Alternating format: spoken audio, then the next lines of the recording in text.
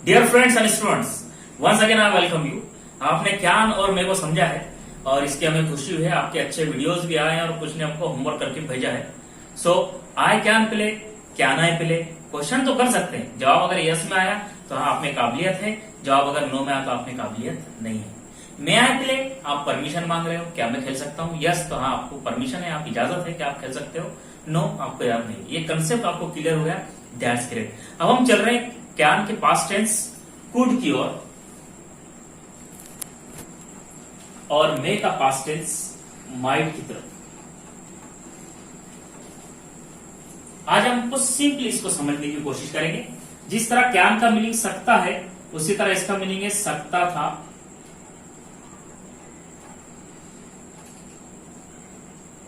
सकती थी और सकते थे। यानी आप कैन से कुड में आ गए और मे से माइट में आ गए, पास्ट टेंस में आ गए, आप पास्ट में चले गए। आई कैन प्ले, मैं फुटबॉल खेल सकता था और I could play, sorry I can play खेल सकता हूं और आई कुड प्ले मैं खेल सकता था। I could play cricket, I could play football, I could play कुछ भी लिख सकते हैं आप। इसी तरह से इट माइट रेन, बारिश हो सकती थी, बारिश हो सकती थी।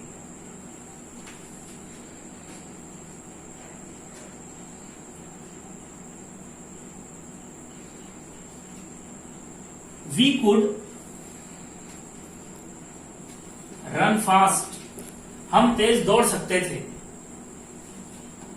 इसका वर्बल क्वेश्चन कुड इधर, वी इधर, क्योंकि हम वर्बल क्वेश्चन बना रहे हैं और वर्बल क्वेश्चन वर्ब से शुरू होता है। कुड वर्ब है।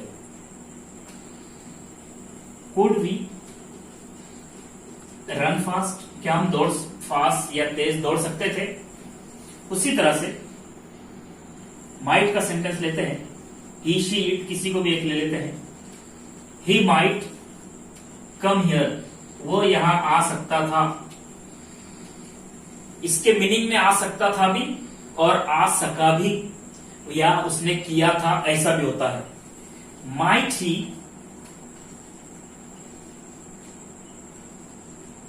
कम हियर, क्या वो यहां आया था? क्या वो यहां आ सकता था? क्या वो यहां आ सका? अब इसके तीनों मीनिंग को समझ लो। आई कुड प्ले, मैं खेल सकता था, मैं खेल सका या मैंने खेला था। But it shows the ability in past, past में जो आपकी एबिलिटी थी उसको बता रहा है। इट माइट रेन, बारिश हो सकती थी, बारिश हो सकी या फिर बारिश हुई थी। वी कुड रन फास्ट, हम तेज दौड़ सकते थे, हम तेज दौड़ सके या हम तेज दौड़े थे। ही माइट कम हियर, वो यहां आया था, वो यहां आ सकता था या वो यहां आ सका। इस तरह से इसके मीनिंग होते हैं। लेकिन एक बात ध्यान रखिए, जब ये इडोम्स में आता है, प्रोवर्ब्स में आता है तो मीनिंग बदल जाते हैं। For example might is right, इसका मीनिंग डिफरेंट है। माइट इज राइट का मीनिंग होता है जिसकी लाठी उसकी भैंस। ये प्रोवर्ब्स होते हैं। तो डिफरेंट थिंग, जब हम आगे देखेंगे तब ये तमाम टॉपिक क्लियर होंगे। आपसे रिक्वेस्ट है कि आप कुड और माइट के ज्यादा से ज्यादा सेंटेंस बनाएं। इसमें सब्जेक्ट की कोई अट नहीं है, कोई कंडीशन नहीं है, कोई शर्त नहीं है। आप यहाँ पर सब्जेक्ट की जगह पर किसी को भी ले सकते हैं। I, he, she, it, Abrar, Asif, Sana, Hina, Meena, Tina, Ruby, anything else, Sameer, Sagheer, किसी को भी आप यूज कर सकते हैं। बॉयज कुड, गर्ल्स कुड, जितना आप यूज करना चाहे कीजिए, क्योंकि आप जितना इसका इस्तेमाल करोगे उतना बेनिफिट होगा। कुछ लोगों ने मुझे मैसेज किया कि सर हम अंग्रेजी बोलने जाते हैं लेकिन एक लफ्ज हमको मालूम नहीं होता है तो हम नहीं बोल पाते हैं। डरने और घबराने की कोई बात नहीं। उस एक लफ्ज को आप हिंदी, उर्दू, मराठी, जिस लैंग्वेज में बोल सकते हो बोल दो, लेकिन पूरा सेंटेंस आपका इंग्लिश में ही होगा। फॉर एग्जाम्पल मैं आपको एक सेंटेंस बोल के बताता हूं।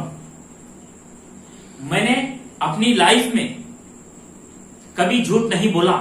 इसमें एक वर्ड आया लाइफ, अंग्रेजी का वर्ड है लाइफ, लेकिन पूरा सेंटेंस ये हिंदी का है, उर्दू का है, क्योंकि उसका स्ट्रक्चर ही हिंदी और उर्दू की तरह है। मैंने अपनी लाइफ में कभी झूठ नहीं बोला।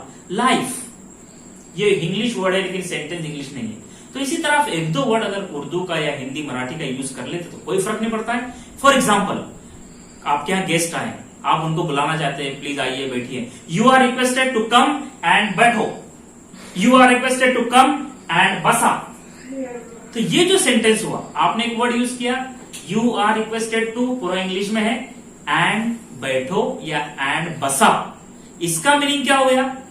इसका मतलब ये नहीं है कि आपका सेंटेंस इंग्लिश में नहीं है, सेंटेंस कंप्लीटली इंग्लिश में है, सिर्फ आपने एक वर्ड यूज किया है। जैसा हम जनरल हिंदी उर्दू मराठी बोलते हैं इंग्लिश के वर्ड यूज कर लेते हैं, सेंटेंस इंग्लिश का नहीं होता है। उसी तरह आप इंग्लिश के सेंटेंस बोलते रहिए, एक दो वर्ड आप अपनी लैंग्वेज को उसमें ऐड कर सकते हैं, लेकिन बाद में ये मालूम कर ले कि उस वर्ड का मीनिंग क्या है। जब आपको मालूम पड़ जाएगा कि इसको अंग्रेजी में ऐसा कहते हैं, उस एक वर्ड की वजह से सेंटेंस जो है प्रॉब्लम दे रहा था, चलो कल तो बोल दिए थे, आज इसको कंप्लीटली इंग्लिश में बोलते हैं, you are requested to come and seat. हो गया। लेकिन डरना भी नहीं है, घबराना बिल्कुल नहीं है, जितने वर्ड्स आते हैं उनका यूज कीजिए, जितने सेंटेंस इंग्लिश में बोल सकते हैं बोलते रहिए। एक दो वर्ड अगर हिंदी उर्दू मराठी का आ भी जाए तो घबराने की कोई बात नहीं। आपको लगेगा कि लोग क्या कहेंगे, कुछ तो लोग कहेंगे, लोगों का काम है कहना। लोग कहेंगे कि इंग्लिश बोल रहा है, झाड़ रहा है, बोलने का आई एम झाड़िंग इन इंग्लिश में, इंग्लिश में झाड़ रहा हूं। भाई तुमको क्या जाता है, तुम भी झाड़ो। अरे क्या शान मार रहा है इंग्लिश में, बोलो उसको क्या, मैं इंग्लिश में शान मार रहा हूं, तू भी मार।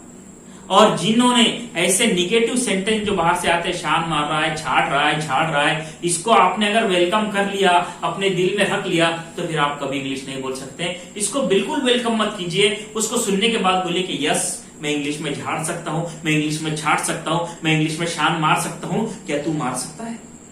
उसमें काबिलियत है, देखो कैन का यूज करके उससे पूछ लो।